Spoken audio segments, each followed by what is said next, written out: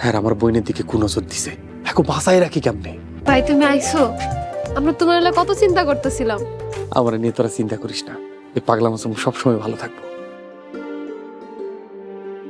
আম্মা এই যে দেখো আমি নতুন পোশাক পরছি। আম্মা আমার কেমন লাগতেছে আম্মা? তুই নাকি চেয়ারম্যানের পোলারে খুন করতে চাইছিলি?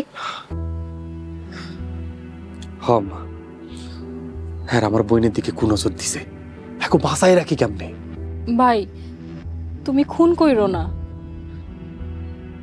পরে তো তোমার জেল ফাঁস হয়ে যাইব। আমার মায়ের স্বপ্ন পূরণ না হওয়া পর্যন্ত কেউ আমার জেলে নিতে পারবো না।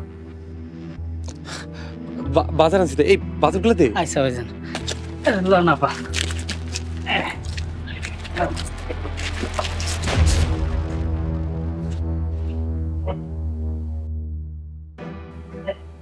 বাজারগুলা ফালাই দিলাম মা। তোর এই হারামের টাকায় তো আমি আমার স্বপ্ন পূরণ করুম না। আমি তো তোমার স্বপ্ন পূরণ করার লেগে পাগলা মাসুম হইছি। তোমার কি মনে হয় ওরা আমাকে বাঁচতে দিত? তো মাইরা ফালাই তো আম্মা, চালায়া পড়ায় সারকার কইরা দিত। তুই এখান থেকে যা, আমাকে মতো থাকতে দে। ঠিক আছে আম্মা। আম্মা আম্মা ভাই চলে যাইতেছে। আম্মা আম্মা ভাইরে ফিরাও। ভাই ঘরে যা তোরা।